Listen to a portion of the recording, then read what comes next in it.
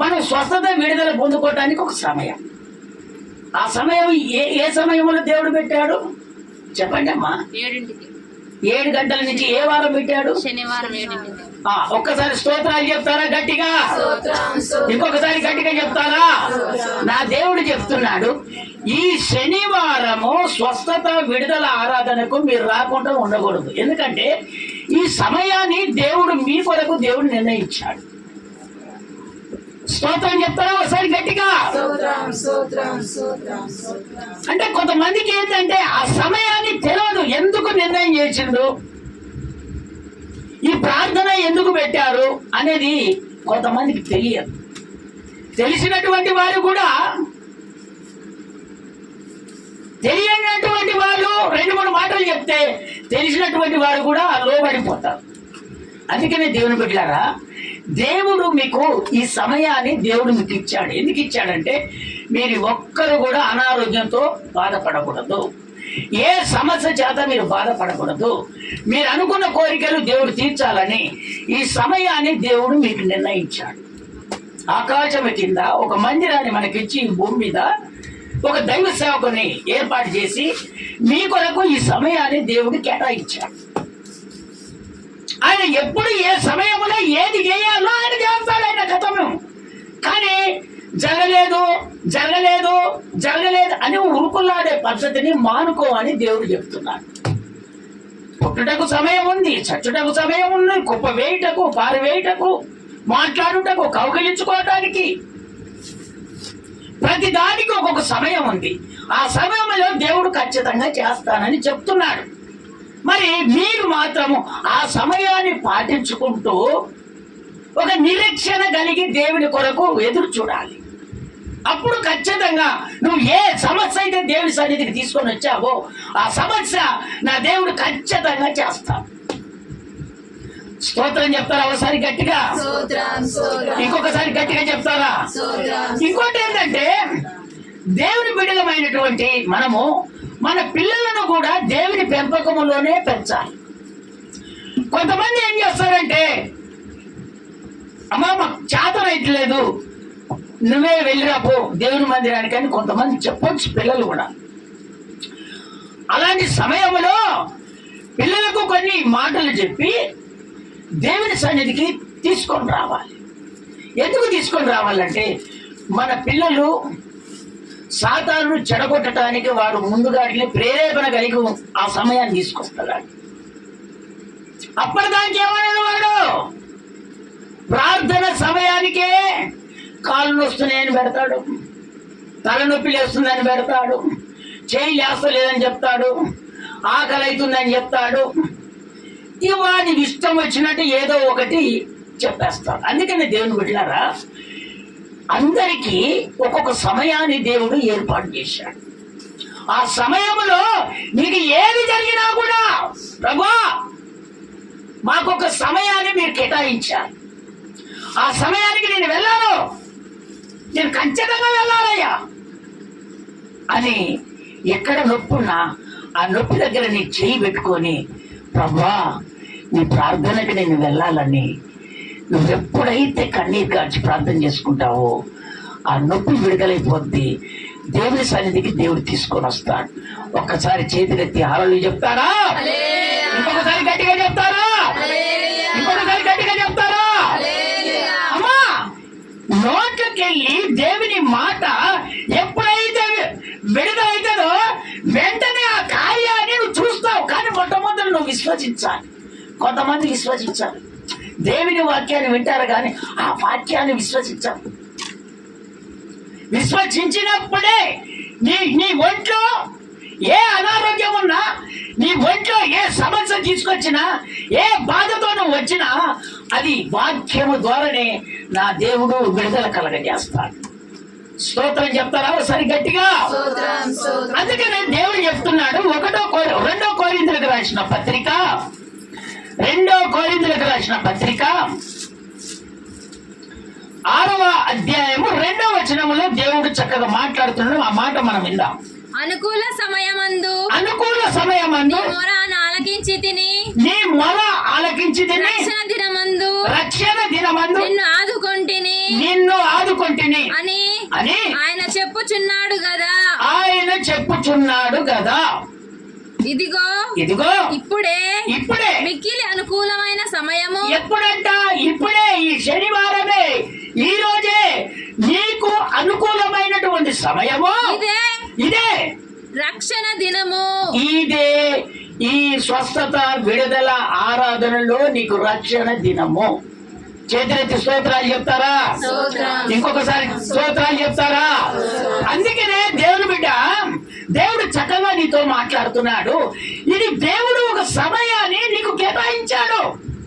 ఎందుకంటే నీవు రక్షణ పొందుకోవాలని, నువ్వు రక్షించబడాలని, నీ ఒంట్లో గాని, నీ ఇంట్లో గాని, నీ పంట ఫలాలే గాని నీకు కూలి దొరకకుండా, పనులు దొరకకుండా, నువ్వు అనారోగ్యం చేత బాధపడుతున్నా, నీవు వితిన్ రక్షించబడాలనే నా దేవుడు ఈ సమయాన్ని నీకు కేటాయించాడు. కానీ నువ్వు తెలుసుకోవట్లేదు. నువ్వు తెలుసుకోక ఏం చేస్తున్నావు? కరెక్ట్ సమయానికి దేవుడి మందిరానికి నువ్వు రావట్లేదు. అందుకనే అక్కడక్కడ మన పనులు ఆ విధంగా ఉంటున్నాయంటే కారణం ఏంటో తెలుసా? ఇది సాతానుడు ఒక ప్రేరేపణ కలగజేసి నీ మైండ్ని దోచేస్తాడు. దోచేసి నిన్ను ఒక రకంగా వాడు క్యాచ్ చేసేస్తాడు. స్తోత్రం చెప్తారా? ఒకసారి గట్టిగా, ఇంకొకసారి గట్టిగా చెప్తారా? ఇప్పుడు మన మందిరంలో ఉన్నటువంటి వాళ్ళే, అయ్యగారు ఇంక మందిరం ఎడగడతాడు, మేము చూడమా అనేవాళ్ళు లేరంటారా? చేతులకు స్తోత్రాలు చెప్పండి గట్టిగా, ఇంకొకసారి గట్టిగా చెప్పండి. లేరంటావా అమ్మా? లేరంటారా? అందుకని దేవుని బిడ్డలారా, మనకు ఏ సమయంలో దేవుడు మందిరాన్ని కట్టాలనో ఆ సమయంలోనే దేవుడు కడతాడు. దీన్ని నిరీక్షణ కలిగి మీరు ఎదురు చూడాలి. ఏదో పక్కోలు ఏదో చేశారని మనం తొందరపడకూడదు. దేవుడు బిడ్డలారా, మనము బ్రతుకుతున్నది దేవునితో, మనం బ్రతుకుతున్నది సత్యములో, మనం పెరుగుతున్నది ఈ సత్యము సర్వ సత్యములోనికి నడిపించబడాలని. నువ్వు అక్కడే ఉండదు, ఇంకా ఇంకా దేవుని మాటలు విని పైకి లేచి అనేకులకు నువ్వు చెప్పాలనే దేవుడు కోరుకున్నాడు. నువ్వు ఎవరితో పెట్టుకొని నువ్వు ఆశపడదు, అవన్నీ నీకు పనికిరాని మాటలవైంది. అందుకనే దేవుడు ఉరుకులాడొద్దు అంటున్నాడు. ఒక సమయంలోనే ఏది చేయాలో అది చేస్తాను. ఈ సమయాన్ని నీకు కేటాయించలేదా? ఈ శనివారం 7 గంటల నుంచి 9 గంటల వరకు ఒక సమయాన్ని నీకు కేటాయించారు కదా. ఈ సమయంలోనే నీకు తగ్గుతాయి అంతే. ఇక నువ్వు ఏ సమస్య తీసుకొని వచ్చావో, నా ముందట పెట్టావో, ఆ సమస్య ఖచ్చితంగా తీరుతుంది. ఎప్పుడైతే వాక్యం వింటావో, నువ్వు విశ్వసిస్తావో, ఆ సమస్య ఖచ్చితంగా తీరుతుంది అని దేవుడు చెప్తున్నాడు. నేను చెప్పట్లేదు ఆ మాటలు, దేవుడు చెప్తున్నాడు. దేవుని బిడ్డలారా, నీవు ఇదే రక్షణ సమయం.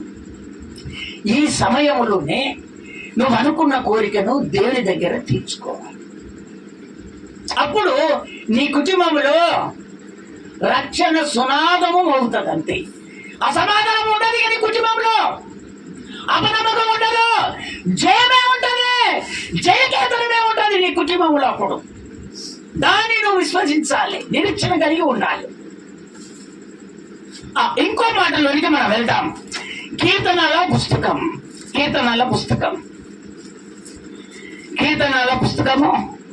31వ కీర్తన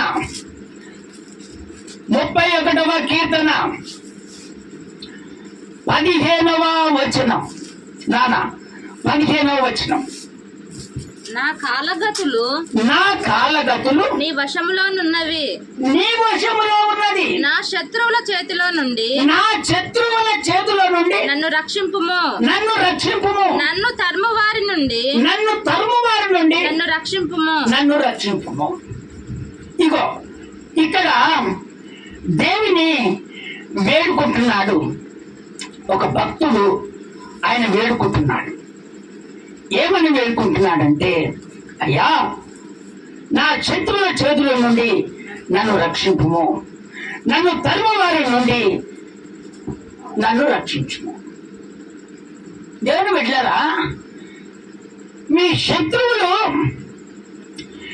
చేతిలో నుండి నువ్వు రక్షించబడాలంటే దేవుని సమయాన్ని నువ్వు పాటించాలి. శత్రువు మీదకి మన దగ్గర ఏమి లేకుండా వాడు ఎంటర్ అయ్యిండు, మన దగ్గర అన్ని ఆయుధాలు ఉన్నాయి, శత్రువు దగ్గర అన్ని ఆయుధాలు ఉన్నాయి, వాడు ఎంటర్ అయినాడు మన మధ్యలో, మనం అట్నే వెళ్ళొచ్చా? దానికి ఒక సమయాన్ని పాటించాలన్నా. చేతులు స్తోత్రాలు చెప్పండి ఒకసారి గట్టిగా. వాక్యం అర్థమవుతుందా? అందుకనే దేవుని బిడ్డలారా, వాడు ఆల్రెడీ పోగై వచ్చాడు కనుక మనం ఒక సమయాన్ని పాటించాలి. ఆ సమయం ఏందో తెలుసా? ప్రభా ప్రభా నా దగ్గర ఏం లేదయ్యా, సమస్తము నీవే, నాకు సమయం అయ్యింది, ఈ సమయంలో నా శత్రువుల నుండి రక్షించు దేవుడవు నీవే అని నువ్వేం చేయాలి? ప్రార్థన చేయాలి. ఆ ప్రార్థన ద్వారా ఆ శత్రువు సైన్యం అంతా ఏటుగా ఎగిరిపోతాయి అంతే. ఎందుకంటే నా దేవుడు నువ్వు బాధపడుతుంటే ఆయన ఎప్పుడు చూడడు, ఆయన నీ కురానికి ఎప్పుడు కోరుకడు, నిద్రపోడు. అయితే నువ్వెన్ని టైం ఆయన నిన్ను చూస్తూనే ఉంటాడు, కానీ నువ్వు ఆయనను చూడట్లేదు, ఆయనకు నువ్వు ప్రార్థన చేయట్లేదు. ఆయన ఆల్రెడీ నిన్ను ఎన్నటికీ మర్చిపోకుండా ఎప్పుడు చూస్తూనే ఉంటాడు. స్తోత్రం చెప్తారా ఒకసారి గట్టిగా? శత్రువుల చేతుల నుండి మనం దేవుని బిడ్డలారా రక్షించబడాలంటే మన విద్యను మనకు కావాల్సిందంటే ఆ సమయంలోనే మనం ప్రార్థన చేస్తే ఆ శత్రువు అణిగిపోతాడు. శత్రువుడు సాతానుడు. సాతానుడు ఒక మాంత్రికుని తీసుకో, ఒక సాయితలు కట్టేవాడిని తీసుకో.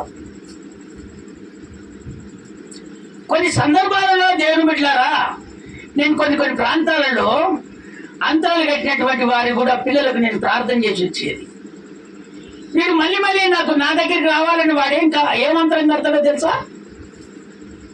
అది పోకుండా ఎప్పుడు వాడి దగ్గరకు వచ్చినట్టుగా ఆంతరం కడతాడు వాడు.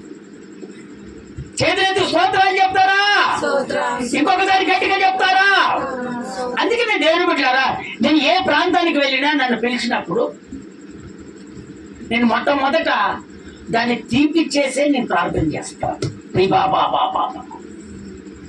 ఒకవేళ నాకు చెప్పలేదంటే నేను కళ్ళు మూసుకొని దేవునికి ప్రార్థన చేసినప్పుడు అది ఖచ్చితంగా చెప్పేస్తాడు. వాళ్ళు వెంటనే తలని కిందేసి దాన్ని తెచ్చేస్తారు. స్తోత్రం చెప్తారా ఒకసారి గట్టిగా? ఇంకొకసారి గట్టిగా చెప్తారా? మీరు అనుకోకూడదు మీ అయ్యగారు ఇంతే ఉండని మీరు అనుకోకూడదు. ఆయన నమ్ముకున్నటువంటి దేవుడు గొప్పవాడు. చేతులెత్తి స్తోత్రాలు చెప్తారా ఒకసారి గట్టిగా? ఇంకొకసారి గట్టిగా చెప్తారా? ఇంకొకసారి గట్టిగా చెప్తారా?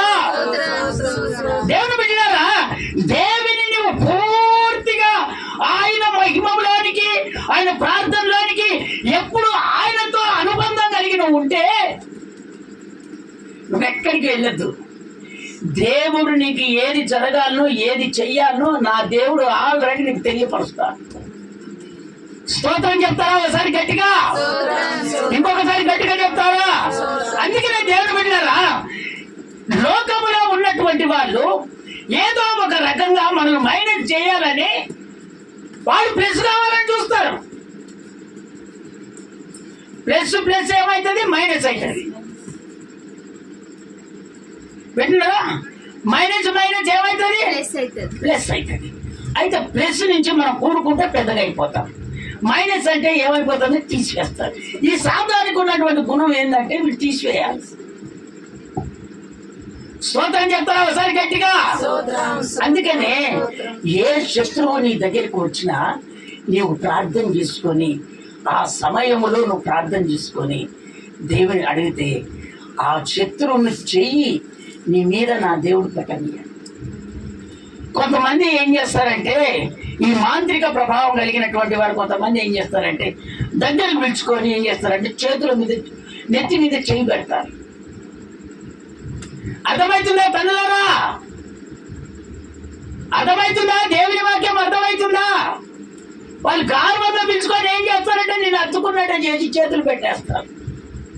ఆ సమయానికే నీకు అనారోగ్యం వచ్చేస్తుంది, ఆ సమయానికే చెడు కళలు వచ్చేస్తాయి, ఆ సమయానికి ఏదో ఒకటి నీకు జరుగుతూనే ఉంటుంది. కారణం ఏంటంటే శత్రువును ఏ విధంగా చేతనైనా సరే వాడు ఏ విధంగానైనా నిన్ను లోపరుచుకోవాలని ప్రయత్నం చేస్తుంటాడు. మీరు కాస్త శత్రువును ఆలోచన చేసి మీరు ముందుకు వెళ్ళాలని నా దేవుడు ఈ రోజు మీతో మాట్లాడుతున్నాడు. స్తోత్రం చెప్తారా ఒకసారి గట్టిగా? ఇంకొకసారి గట్టిగా చెప్తారా? అందుకనే అక్కడ దేవుడు చెప్తున్నటువంటి అబ్బా ప్రభువా, ఆ శత్రువుల చేతుల నుండి నన్ను రక్షించువా. శత్రువు చేతిలో పడ్డోడు వాడు బ్రతకడు తెలుసా? శత్రువు చేతిలో పడ్డోడు బ్రతకడాడు. 10 మంది ఒకటైపోయారు, శత్రువు చేతిలో నువ్వు పడ్డావు. వాడు నేను తప్పిస్తానా? తప్పియాడు. వాడు ఏ రకమునైనా ఏటికే నిన్ను సంపాలని చూస్తాడు. కానీ ఆ సమయంలో నా దేవునికి ప్రార్థన చేసుకొని, అయ్యా నాకు ఒక సమయం వచ్చిందయ్యా, ఈ సమయాన్ని నాకు కేటాయించిన ప్రభు, నాకు ఆధారం ఎవరు లేరయ్యా, నీవు తప్ప నాకెవరున్నారు ప్రభు అని కాస్త కన్నీరు కార్చి దేవుని బిడ్డ ఆ సమయంలోనే ఆ గడియలోనే దేవుడు రక్షిస్తాడు. స్తోత్రం చెప్తారా ఒకసారి గట్టిగా? ఇంకొకసారి గట్టిగా చెప్తారా? చదవండి సంఖ్యాకాండంలోనికి వచ్చేద్దాం. సంఖ్యాకాండంలోనికి వచ్చేసి ఆ ఒక్క మాట చెప్పుకొని మనము ముగించుకోబోతున్నాము. సమయానికి వచ్చాము. సంఖ్యాకాండము 10వ అధ్యాయము 9వ వచనం ఒకసారి చదివి నాకు వినిపిస్తా ఉన్నాను. 10వ అధ్యాయం 9వ వచనం. మిమ్మును బాధించు శత్రువులకు విరోధముగా మీ దేశములో యుద్ధమునకు వెళ్ళినప్పుడు ఆ బూరలు ఆర్భాటముగా ఊదవలెను. అప్పుడు మీ దేవుడైన యెహోవా సన్నిధిని మీరు జ్ఞాపకమునకు వచ్చి మీ శత్రువుల నుండి రక్షింపబడుదురు. ఆయన మిమ్మలను రక్షిస్తాడు. దేవుని బిడ్డలారా, మీ శత్రువులు అక్కడ చెప్తున్నటువంటి మాట, రక్షింపబడాలంటే నువ్వు బూరలు ఊదాలట. బూరలు అంటే తెలుసా? బూరలు అని బూరలు ఊతాం చూసావా? సమయం నేను ఒక విధానం చెప్తున్నాను. ఒక ఇంట్లో ఏదైనా సప్పుడు జరిగితే వాళ్ళ ఇంట్లో ఏదో జరుగుతుందని అనుకుంటాం. అంతేనమ్మా? అనుకుంటామా లేదా? అంటే అనుకుంటాం.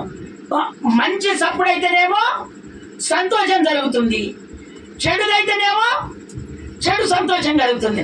అయితే దేవుడు ఎక్కడ నా సన్నిధికి వెళ్ళినప్పుడు బూరలు మీరు మంచిగా ఊదాలి అంటే, యుద్ధానికి మీరు వెళ్తున్నప్పుడు మీ ప్రార్థన మహిమకరంగా నువ్వు ప్రార్థన చేసినప్పుడు ఆయన సన్నిధిలో నువ్వు విజయాన్ని పొందుకుంటావని దేవుడు చెప్తున్నా.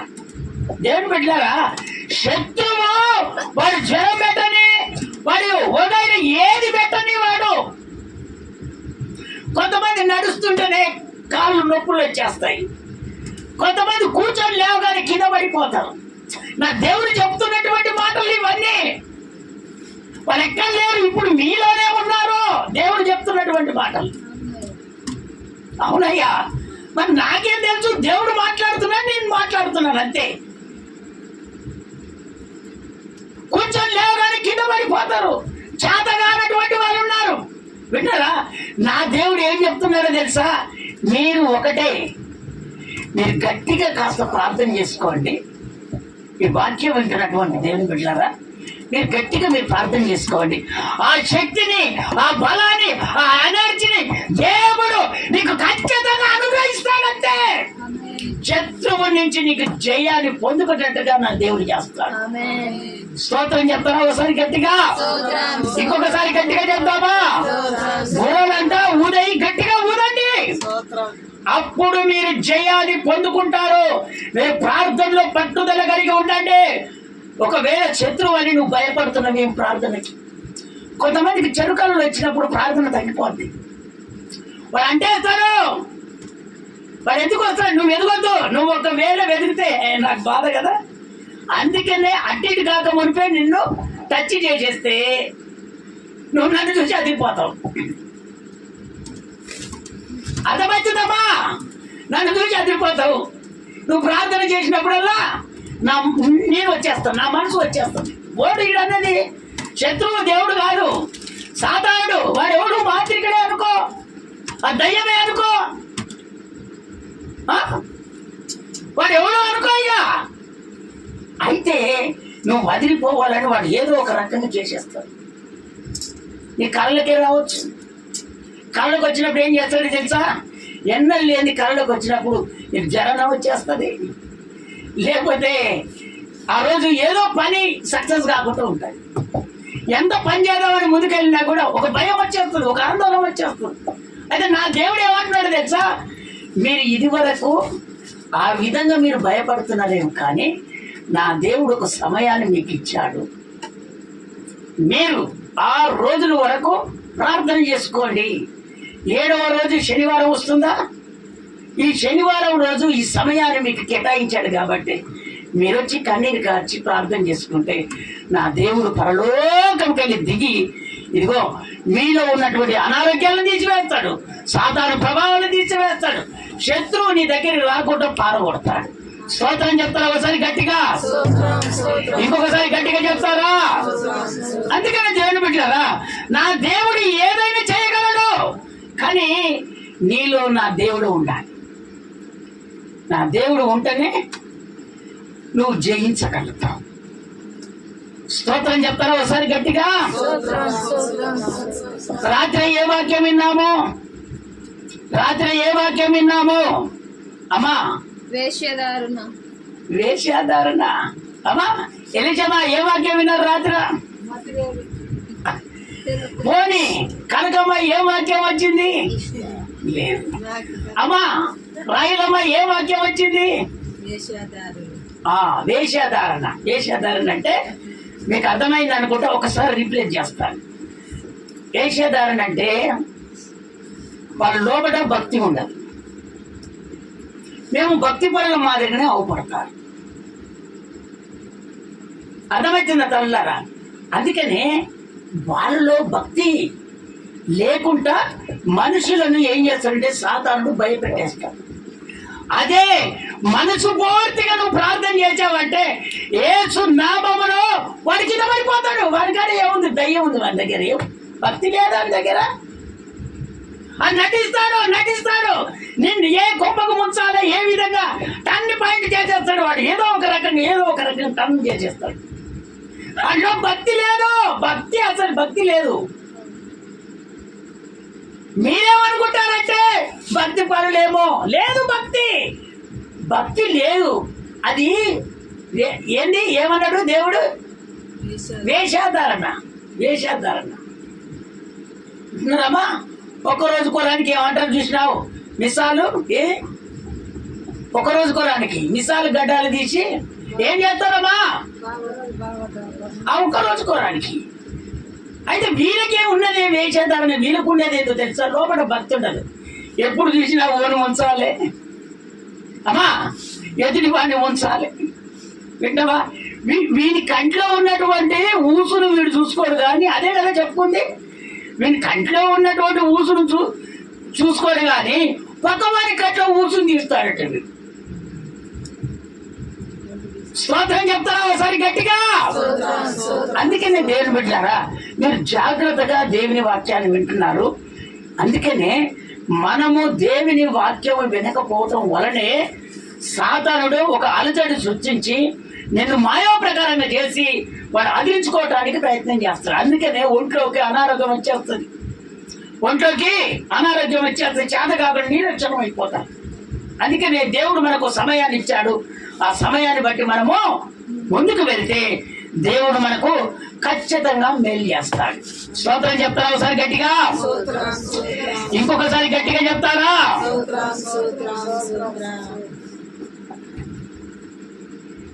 యెషయా పుస్తకము 45వ అధ్యాయము 20వ వచనం. 45:20 నాన్న. యెషయా పుస్తకం. కూడి రండి జనములలో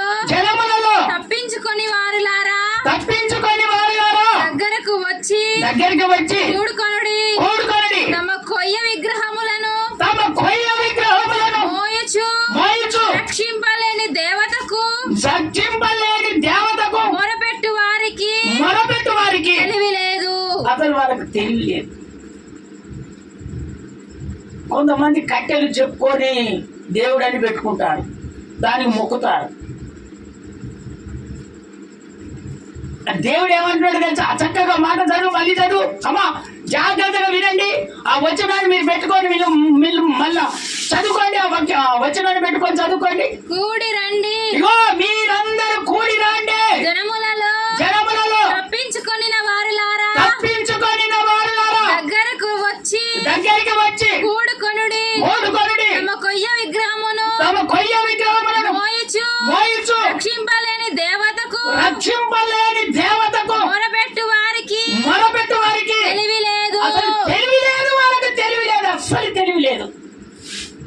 అది తీసుకొని వచ్చి ఈయన మొక్కలు అంటారు, అది తీసుకొచ్చి ఈయన పెడతారు. ఓ 4 రాళ్ళు తెస్తారు, అది తెస్తారు, ఇది తెస్తారు, ఇది పెట్టి మొక్కు అని అంటారు. అసలు తెలివి ఉందా అసలు మీకు? దేవుడు చెప్తున్నటువంటి మాటలు అసలు తెలివి ఉందా? తెలివి తక్కువ పనులు ఇవన్నీ. ఎప్పుడు ఇంకా యేసు ప్రభుని ఎప్పుడు తెచ్చుకుంటావు నువ్వు? ఎన్నడూ యేసు ప్రభుని తెచ్చుకొని ఆయన రక్షణకి వచ్చేస్తావు. ఆయన రాజ్యము ఎప్పుడు చేర్చబడతావు? ఆయన రాజ్యానికి చేర్చబడాలని దేవుడు ఆశపడుతున్నాడు. ఆయన రానై ఉన్నాడు. ఎప్పుడు దేవుడు తెచ్చుకుంటావు నువ్వు? కొయ్య విగ్రహాన్ని ఎప్పుడు పూజిస్తావు?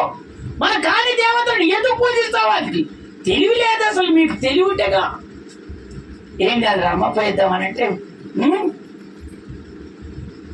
అమ్మ పోయిద్దా, ఈమె కాదు, ఈమెతో పక్కలో కూడా తీసుకొని పోద్ది.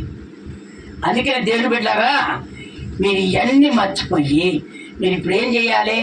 దేవుడు ఒక సమయాన్ని మనకు ఇచ్చాడు. చేతులు స్తోత్రాలు చెప్పండి ఒకసారి గట్టిగా.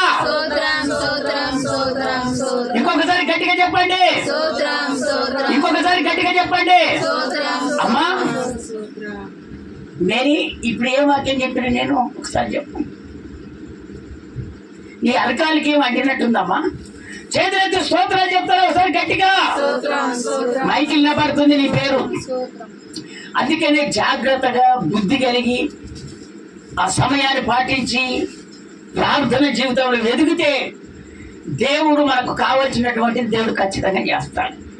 అసలు మీకు తెలివి లేదో అంటున్నాడు దేవుడు. మీరు అందరు కూడుకొని ఎందుకు కొయ్య విగ్రహాలు మోసుకొని తెలివితొక్క పనులు అక్కడ ఇక్కడ మొక్కేది ఎందుకు? రక్షించుకోవాలని నేను ఉన్నా కదా, మీరు నా దగ్గరికి వచ్చి వేడుకుంటే అయిపోద్ది కదా. చిన్న పని ఇది. ఎన్ని సంవత్సరాలకి వెళ్ళి ఆ విధంగా చేస్తున్నారో నా దేవుడు చెప్తున్నాడు. మీరు అందరు కూడుకొని ఇకనైనా అయ్యా నన్ను రక్షించని నువ్వు ప్రార్థన చేస్తే నీ అనారోగ్యాలను తీసివేస్తాడు దేవుడు. నిన్ను, నీ కుటుంబాన్ని ఓ రక్షణ పదములోనికి దేవుడు నడిపిస్తాడు. స్తోత్రం చెప్తారా ఒకసారి గట్టిగా? అందరం నిలుమొక్కల మీద ఉండి తీర్మానం చేసుకుందాం. అందరం నిలుమొక్కల మీద ఉందాం. అందరం నిలుమొక్కల మీద ఉందాం. అందరం నిలుమొక్కల